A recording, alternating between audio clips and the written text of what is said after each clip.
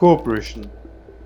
This is not a word that is usually associated with strong emotions. The last time the word cooperation stirred the imagination of Indians was 100 years back. Then, a man from Gujarat used non-cooperation to demand self-rule from the British Raj. But today, a different kind of a man, also from Gujarat, is in charge of a newly created ministry, the Ministry of Cooperation.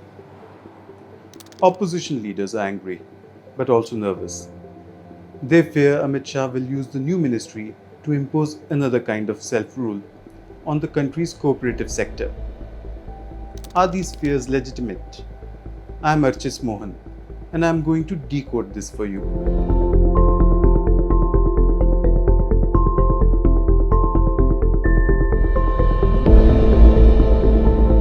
For most urban Indians, cooperatives are a distant reality. But for rural India, cooperatives and the banks they run are everything. In states where these cooperatives work well, they've helped farmers get fairer prices for their produce and access to loans. And in a country like India, this means a lot. And if you truly want to understand the reach of cooperatives, take a look at these figures. Maharashtra has 200,000 cooperatives with a membership of 50.5 million. This is nearly half of its population. Sugar cooperatives in the state have an annual turnover of 35,000 crore rupees. Milk and allied cooperatives have a turnover of 40,000 crore. Meanwhile, neighboring Gujarat has 80,000 cooperatives. In Kerala, cooperatives even run IT parks. Across India, cooperatives also run educational institutions, including medical colleges. All this while, cooperatives have been regulated by the states, but poor regulation has often led to poor scrutiny. We saw this recently when the fraud at the Punjab and Maharashtra Cooperative Bank was reported. The scam was estimated to be over 4,000 crore rupees. So it shouldn't come as a surprise to anyone that there is a symbiotic equation of politics and cooperatives. Cooperatives are the backbone of several political empires. Controlling a cooperative, particularly its bank, helps in obvious ways.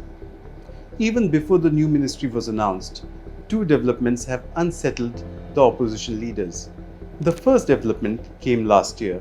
In September 2020, Parliament amended the Banking Regulation Act to bring cooperative banks, like all other banks, under the direct supervision of the Reserve Bank of India. The Nationalist Congress Party, led by Sharad Pawar, opposed the move. There were fears that the amendment would be a backdoor for the central government to control cooperatives. Sharad Pawar has managed several cooperatives. In that sense, he is not very different from Amit Shah, who once was a director at a district cooperative bank in Ahmedabad. Post 2001, Shah ensured that 17,000 dairy cooperatives of Gujarat, including Amul, came under the control of the BJP. Ram Singh Parmar of the Kaira Milk Union, popularly known as the Amul Milk Union, which had held out until the end, finally joined the BJP in 2017. In Gujarat, the BJP predominantly had an urban support base. By gaining control of cooperatives, it extended party presence to rural areas. Of course, there was the added benefit of funds at the disposal of these cooperatives. It's not difficult to see why the second development that took place recently, the creation of a Ministry of Cooperation, headed by the second most powerful person in the Union Cabinet, has unsettled the opposition. In the last couple of years, the BJP evicted the Samajwadi Party to control the cooperatives in Uttar Pradesh. Assembly elections are also scheduled in the state next year. In Maharashtra, the BJP's 2024 Lok Sabha chances depend heavily on neutralizing Pawar and the rest of the Mahavikas Aghadi government.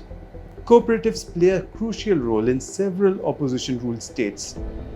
The BJP is weak in all of these states: Bengal, Kerala, Punjab, Tamil Nadu, Andhra Pradesh and Telangana. The cooperatives fall in the state list of the constitution, and Shah's ministry could bring in a bill to change that. Despite the pilferage, cooperative banks have helped in poverty alleviation. They try to do more than just make a profit, and their decision-making factors in considerations and compulsions of local politics. There's definitely a case for better oversight of cooperatives, but the fears of centralization are real. By trying to fix regulation, the Modi government's medicine could be far worse than the disease if it leads to a concentration of power in the hands of a few politicians and babus sitting in faraway Delhi. The larger question is, will the promise of a centralized cooperative sector further erode the opposition space? If it does, it can have significant consequences for democratic dissent in a country as diverse as India.